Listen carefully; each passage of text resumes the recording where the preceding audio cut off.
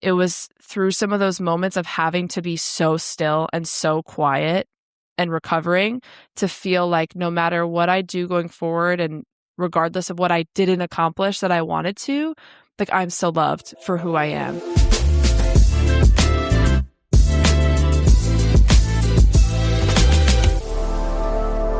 This is the Faithly Podcast.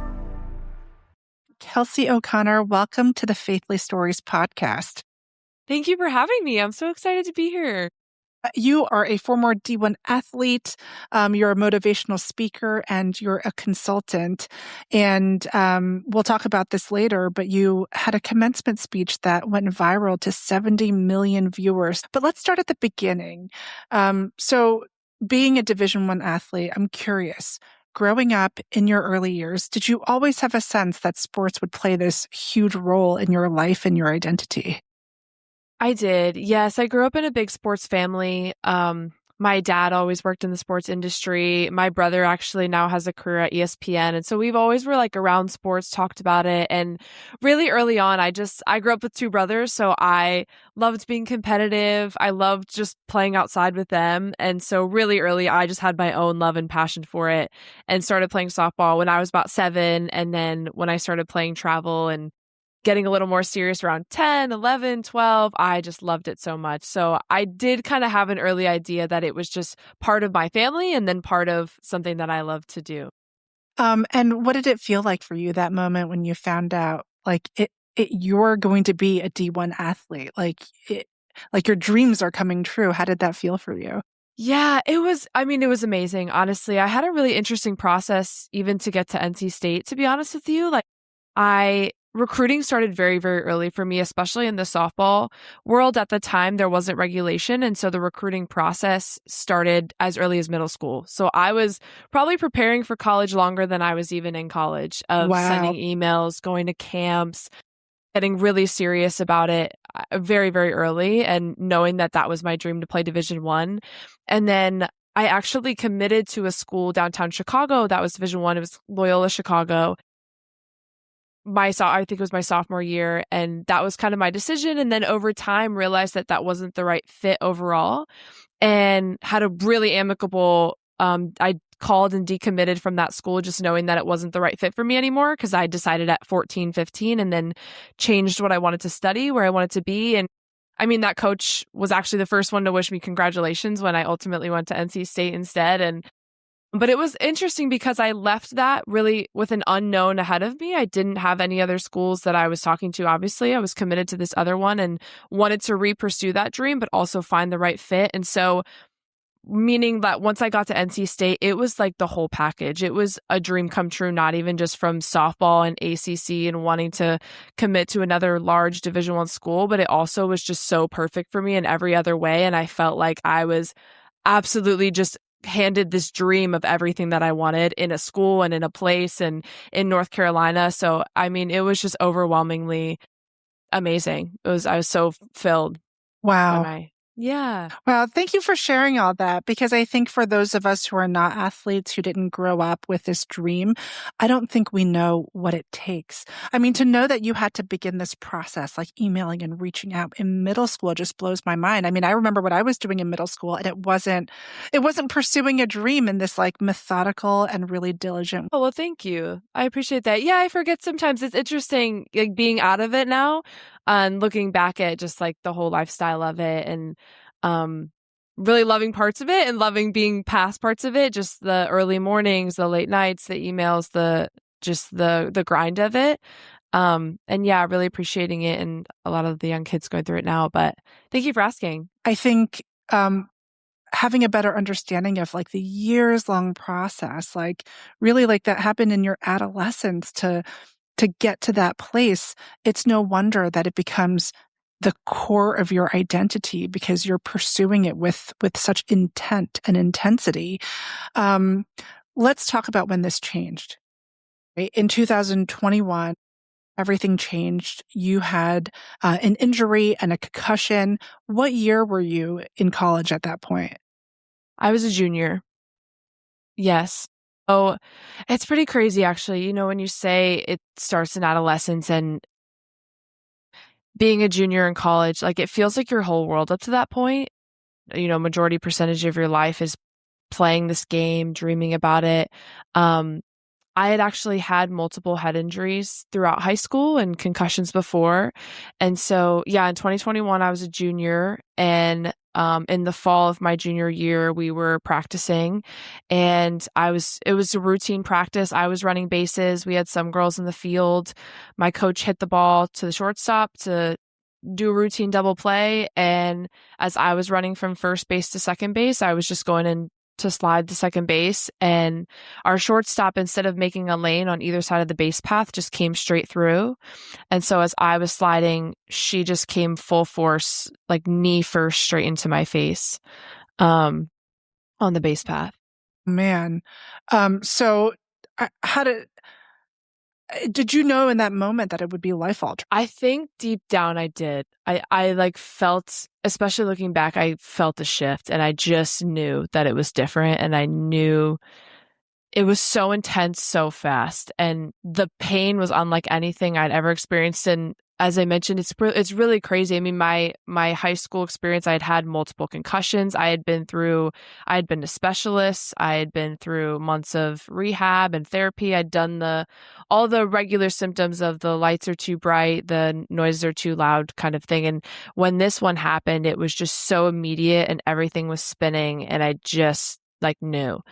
And I got hit in that moment. I kind of stumbled off the field. I don't have like remember it and don't at the same time. And it was at the same time, it was very gradual and abrupt ending, because I was denying it for a while, obviously, that it was gonna be this life altering, and thinking I could come back. But also, over the next 6 weeks, it was just really apparent. And I think I knew in that moment, but then over time, pretty immediately, I just had to pause everything, especially with a head injury. I mean, it really is like you can't have a lot of stimulus around you. You have to just sit in a dark room for a while. That's kind of what they recommend, is just letting time pass.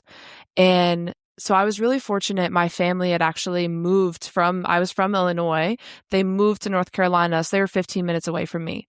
So I had this injury and I was able to spend some time at home, and my professors were fantastic. My academic support was fantastic, and was able to take some of that time. But I had never experienced some of the symptoms like cognitively that I did with this injury. So pretty fast, I was really struggling to read. I was seeing kind of double. Everything was blurry. I was struggling to write. I was like confused. I was in this like constant state of confusion. I mean, even over the course of a couple months, I was forgetting things about myself, or I was getting lost, or I had thoughts and I couldn't articulate them for the life of me. I was like stuttering through my words, and that on top of the physical symptoms. So it was a head and a neck and a jaw injury at one time. So fractured and dislocated my jaw, had braces put on for the second time, was seeing a specialist for like nerve damage I already had in my neck from the first concussions, and just seeing all these doctors and doing all these things and being kind of isolated and really trying to make it through school. And then at this point, I was starting to get emails that I was failing my classes and maybe not going to make it through school. And so all of that kind of at one time was really apparent to me that it was going to be, life-changing, life-altering. And ultimately, I medically retired after about 6-7 weeks. And then I was in a car accident a week later, and very fortunately, walked away for the most part, but suffered whiplash, which sent my recovery all the way back. Wow. And so it was a second impact syndrome, post-concussion syndrome, everything went back to square one. And that recovery, that's why it became so long and so life-altering, is that back-to-back injury. So you're so strong. You have such a resilience and such a, I think, just a deeply seated joy and effervescence about you. Even the first time that I met you, that it's so hard for me to imagine what it must have felt like for you, especially after that second injury. Talk to me a little bit about what it was like to have suffered this second injury as you were trying to recover from the injury on the field.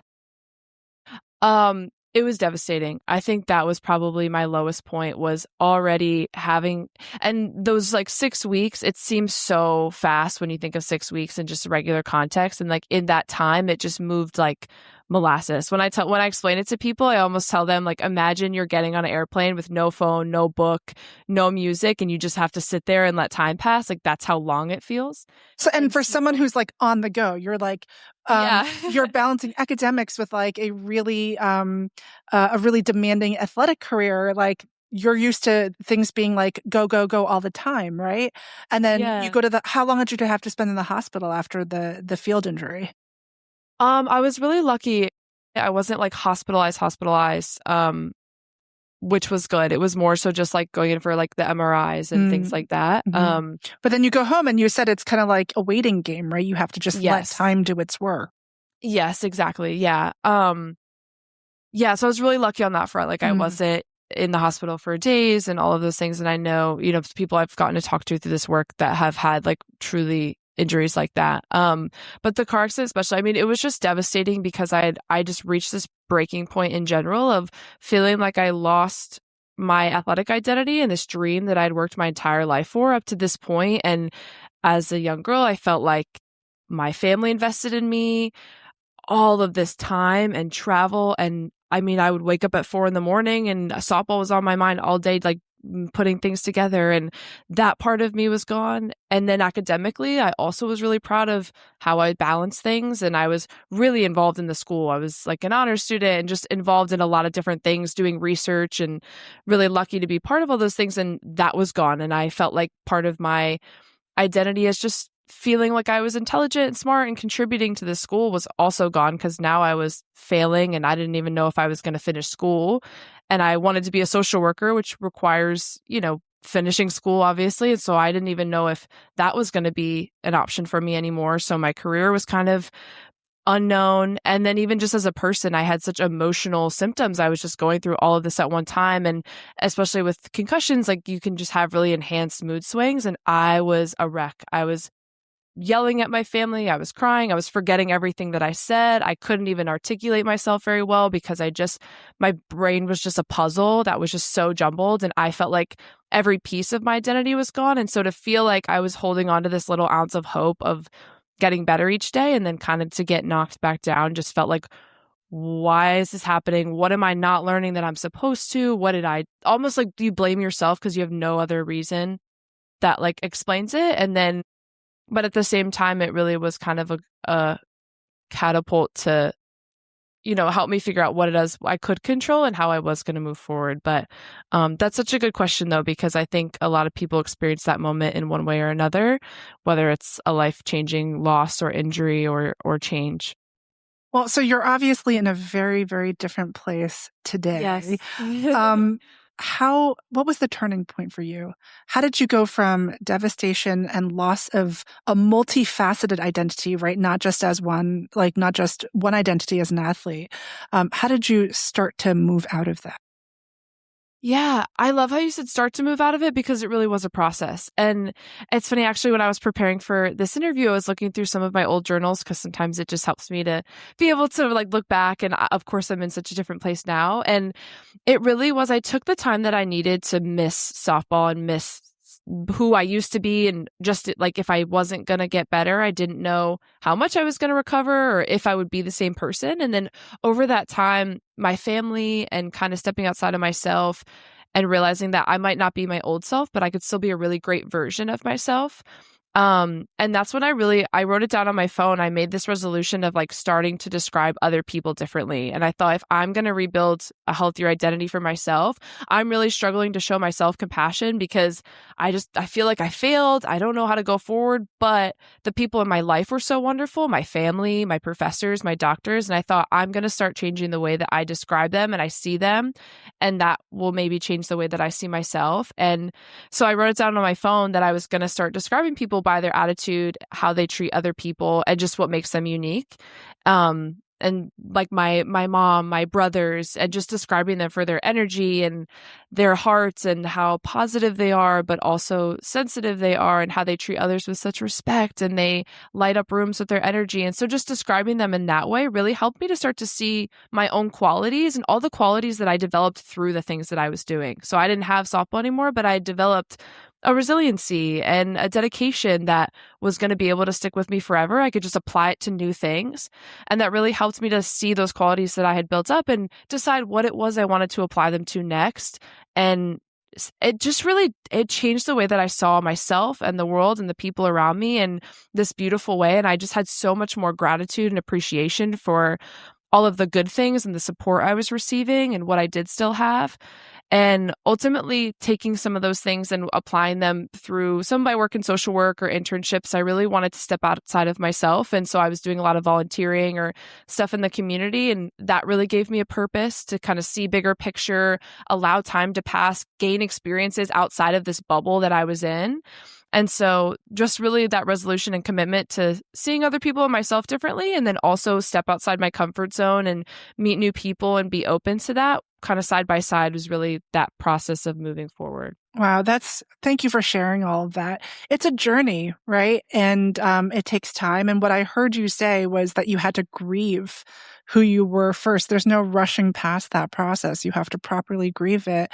And then I sort of heard you say when you were talking about like seeing the qualities in other people, I heard you tap into your gratitude for them, which allowed you to tap into your gratitude for yourself and to show yourself that like kindness and compassion that you clearly have in spades for all of those around you. Wow. So thank you again for sharing all of that. Can I ask you, what role did your faith play in this whole process? Absolutely. My faith is like the core of all of this whole story and who I am. And I love this question because I had a strong faith before this injury. And it was one of those things where I had heard it, I had felt it, where my identity is in Christ. It's not in what I do, it's who I am.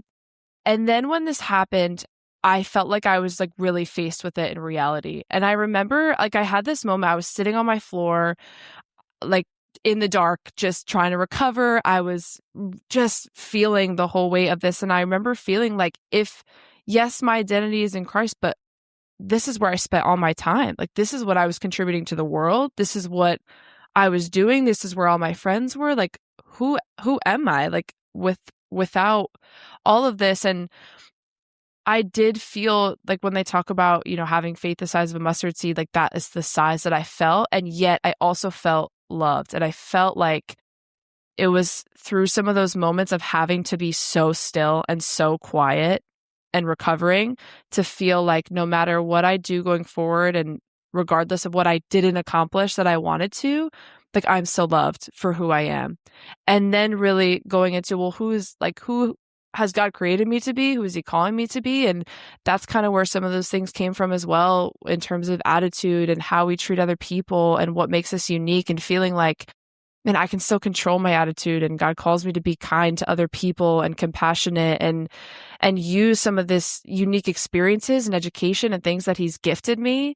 I still have that, and I can go find some meaning in that. And so honestly, knowing that just Jesus knows all of who you are, and feeling like I'm known by him, so I don't need to be known by everybody. And I didn't come back on the field and win all these accolades, but really putting to the test like what that means to have identity in Christ, but also take responsibility and action for like who I'm called to be and creating meaning out of it and turning it into something beautiful. I don't know why it happened or what the case was, but just turning it into something meaningful. And then he absolutely blessed me in so many ways. I feel like I was introduced to people and met people, and obviously the speech ended up happening and just all of these wonderful, beautiful things. And I think my faith just carried me through that really slow time, day by day, just trusting and hoping in an outcome that I couldn't see, or not even an outcome, but just a lightness and a joy. And I would just kind of sit and envision myself being joyful when I wasn't, and knowing that my goal was to get back to being a joyful person. And that was really the only goal. Well, the presence of God is so apparent and so alive in you and your story. So thank you for sharing that. I mean, I think what you learned in just your first 20 years of life, because at this point you were probably about 20, I right? was 20. Yeah. Yes. For some people, it's something they learn when they're 40 or 50 or 60. So I think it's a beautiful gift to be able to know the Lord in that way, and to understand that your life is that way, but it's a hard won lesson, one that came with, a lot of pain and a lot of trauma. All right, now let's fast forward to 2023. You've earned your degree in social work. And then you're standing in front of almost 20,000 people, delivering your commencement speech. Tell us what brought you to that place? Like, why were you the one to give the commencement speech? And then tell us what happened after. Oh my gosh. Yeah. So it was really crazy. I mean, so by the grace of God, I was able to recover after about like 10, 11 months. And at this point, I was heading into my senior year. So I ended up having a few months of the senior year that were just incredible. I felt really involved in my community. My family was truly they were the ones to help me get back on track with education and all these things. And so in March, what NC State does is they email students and they have an application where you can write a speech, record yourself, and then apply to speak at the big commencement. And so, I mean, I was sitting on my floor, it was midnight, and I got this email, and it was kind of a combination of things. Number one, I had wanted to share this resolution that I felt like I had found, because I also felt like other people could feel it too, in the sense that we always get asked about what we do and what we're doing after. And yet I had been around so many resilient, wonderful people, and like they deserve to celebrate their intrinsic qualities too. My family was coming, but they weren't coming to some of the small one. They were coming to the big ceremony. And I thought, oh my gosh, how cool would it be if something personal was there for them versus just the big ceremony? And so I decided to write the speech, and I recorded it. I recorded it in a t-shirt. I still had braces at this point. I was on my floor. It's like blurry. It's a blurry video. I did it in 2 takes and I sent it in, and I told my mom that was it. I didn't tell anybody. And then they called me a few weeks later and told me that they had chosen me. And I honestly was like, should I take it? Should I say yes? Like, I don't want to do these people a disservice. Like 20,000 people, I've never spoken publicly before. This is crazy. And ultimately just decided to go for it and do it. And oh my gosh, just incredible. So what would you have said if someone told you before you gave the speech that 70 million people would watch your speech? What would you have said? I would have said, that's crazy. I would have said that that's insane, because so I did the speech, and like on the day of, I laugh with my family because I was almost kind of blacked out of like nerves. I mean, walking up to 20,000 people last year, I couldn't make it through a discussion. And so it goes really well, and I felt so loved. And then it was a month before I decided to post it. And when I posted it... Okay, so where did you post it? Did you post it on YouTube? I posted on TikTok. On TikTok, okay. And then a Facebook pop culture group, like Lad Bible Pop Culture, picked it up. And then it just went everywhere. And it was all over their Facebook, other Facebooks, YouTube, like just kind of everybody took and ran with it. And oh my gosh, just incredible. I had no idea that it would have that kind of reach. And it's been the most like humbling experience of my life that so many people felt it and resonated with it. Yeah, I would have told you that that's crazy. Well, so it sounds like it didn't happen all at one time. Like, it's not like you gave the speech and overnight 70 million people saw it. It sounds like it was a somewhat gradual process where like you shared it here and then it got shared and shared and shared.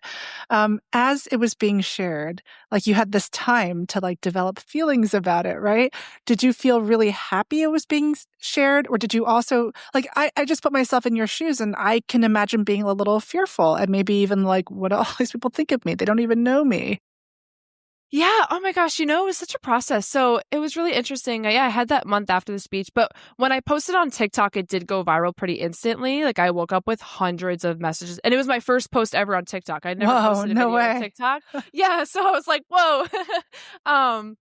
And that was pretty crazy. And then the fact that it was like day after day after day, and it was pretty steady viral over 2 weeks. Like over 2 weeks, it was at like the 9 million, whatever. Wow. So it was like really fast in that sense. And then I got the email from some of the pop culture. And at that point, I was just so grateful. Like anybody who wanted to share it, I was like, please, absolutely. Like if it reaches somebody and it helps them, like that's the People whole asked you point. Permission? That's pretty unusual in social media. Isn't it? Yeah, it was really kind. Yeah, there's been some people that have asked to quote it. I just had somebody this last weekend who reached out to me a year ago, asked to quote it at this big event they were doing. And was telling me all about it. So really kind. Yeah, some people have asked permission, and that's when it took off on Facebook, and then it just went everywhere. And so, but like you were saying as well, I mean, I really thought that at some point it would die down. And obviously I'm not waking up to hundreds of messages, but I mean, even 2 years later, I have messages in my inbox or comments or reposts and people that are just finding it. And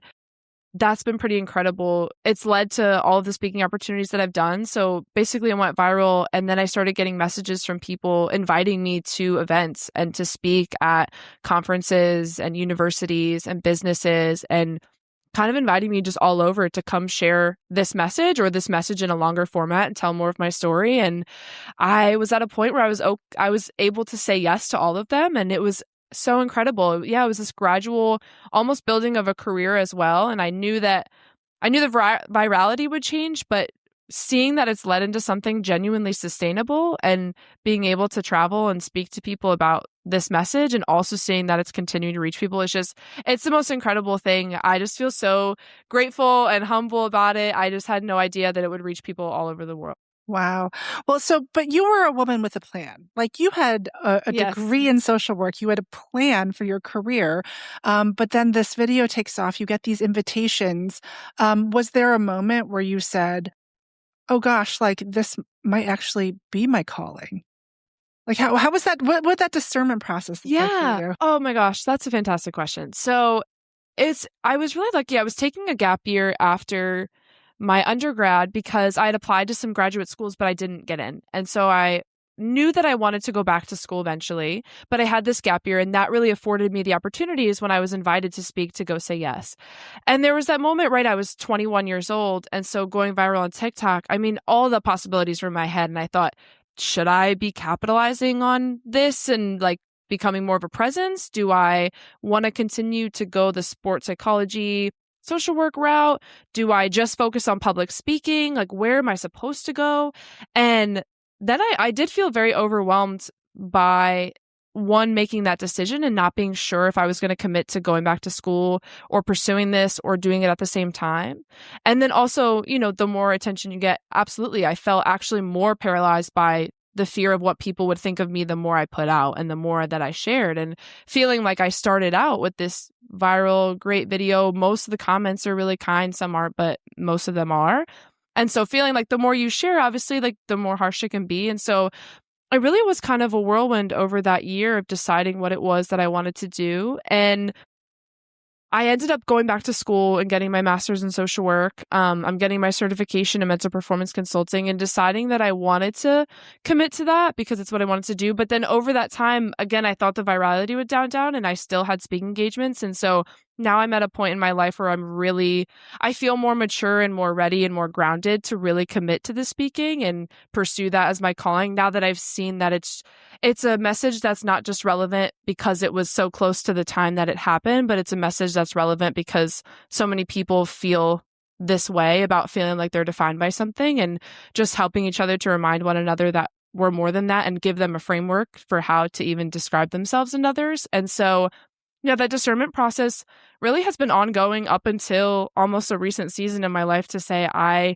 got my education, I did what I wanted to do, I feel more grounded in the message that I'm sharing, and now I'm going to go actually pursue this as my calling, as I had that opportunity to build it. So yeah, it's been, I feel like a lot of people they have a lot of options, and even on social media, we see a whole plethora of options we could go with our lives. And so that was a difficult discernment piece to say, am I supposed to be big on social media? But that's not me. That's not really my personality. So I'm going to go in this direction and do more in person. And if that answers your question. It absolutely does. And I want to dive a little bit into like something you said almost as like just like a totally random detail, but I thought was so important. You said that, you took a gap year, you applied to graduate schools, but you didn't get in. Thank you. That's such a vulnerable thing to share. Thank you for sharing that, because I think when we look at other people's lives, especially people who have been successful and achieved things, it's really easy from the outside to envision a straight line up, right? But we all encounter closed doors. But look at how your closed doors were an open door to a different facet of a career that you would never imagine for yourself. Absolutely. Thank you. Yeah, absolutely. Yeah, I mean, so true. You know, when we get rejected from some of those things, it feels personal and it feels like, what am I going to do with It my life now? stings, right? It stings for all of us, no matter how many times you get rejected.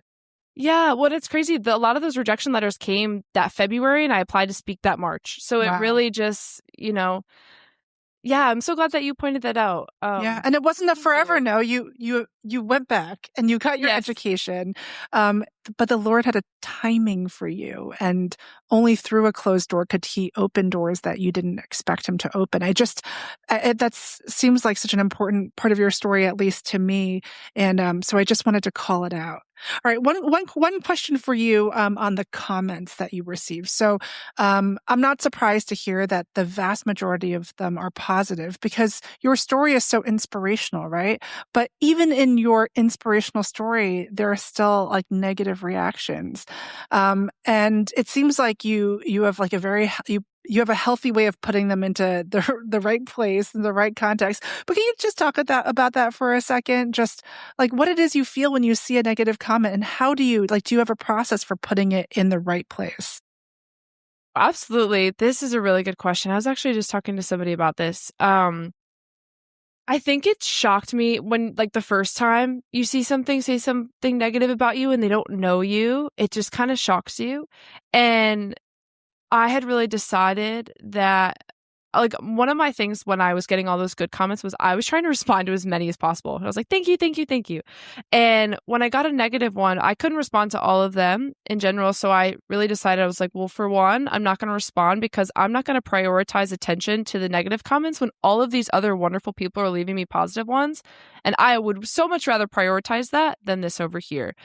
I think also the quote, I've heard it, it's not mine, but just that if somebody doesn't have my phone number, then they're not close enough to know me to give me that kind of, like, if they don't know me to have a problem with me, then, like, I'm going to take that. I'm going to ask the people in my closest circle, for feedback and constructive criticism and all of those things. And so I had a support system also to talk it out with. Like, I had people in my life that I would bring it up to and talk about it with. And so I didn't feel like I was carrying those negative comments alone.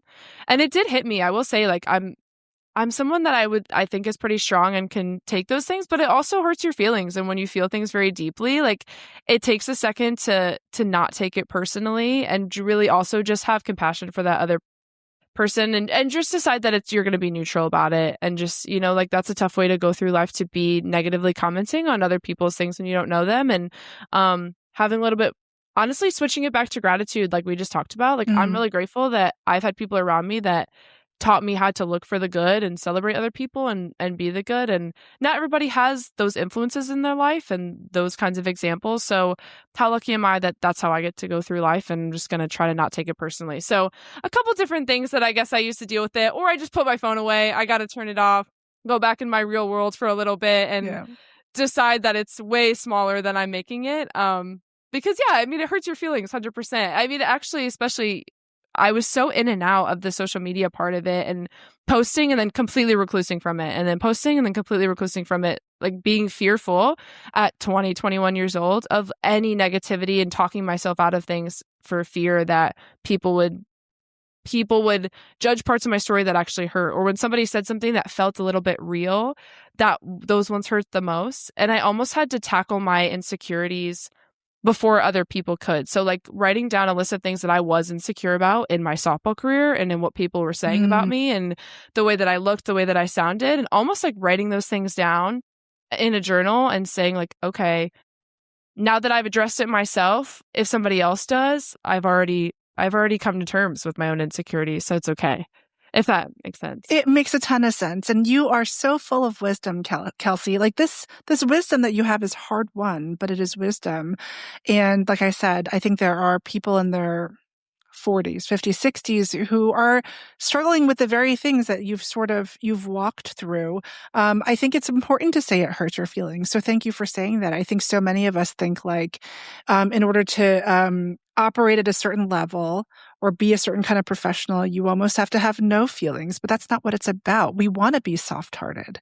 Like, that's what enables us to be gentle and compassionate, especially like as faithful followers and as faith leaders. But I like the strategies that you outlined. The phone number test is so good.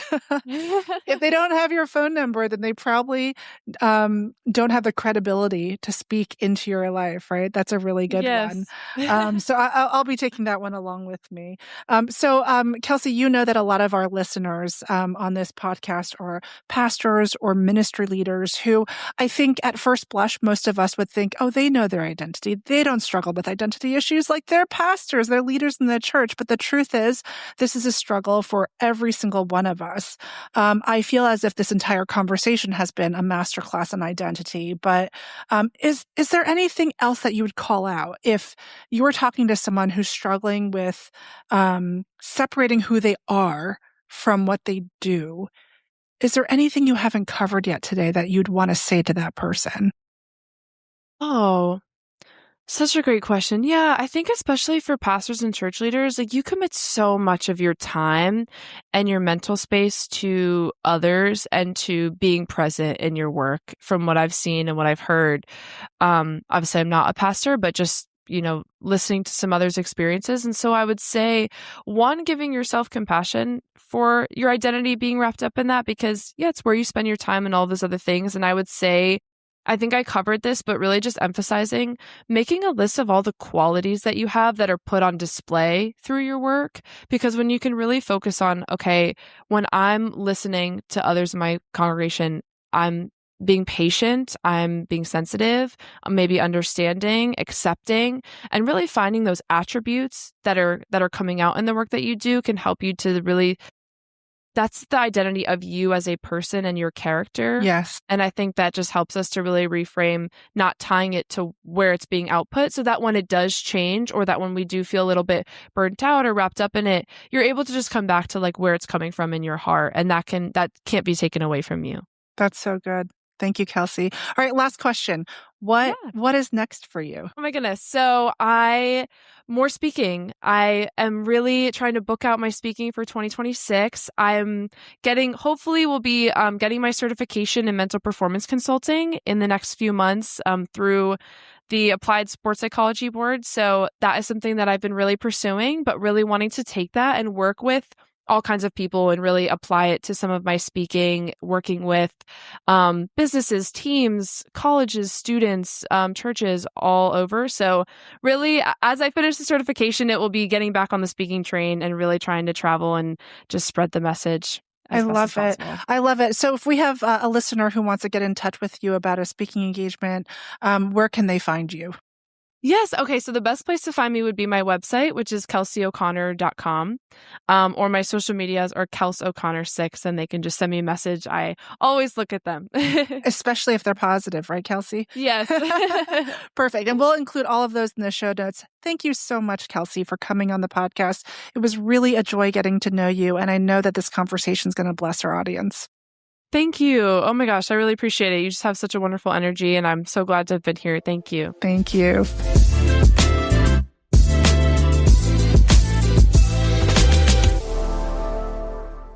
RingCentral's AI receptionist uses voice AI to answer on the first ring, so you'll never miss a call again. In just a few minutes, you can personalize your own AI receptionist to answer questions, route calls, schedule appointments, and even send texts in multiple languages. Plus, it's easy to scale. Create unlimited AI receptionists across any phone system. It's all powered by one reliable platform for effortless AI communications. See for yourself at ringcentral.com. RingCentral, voice of your business.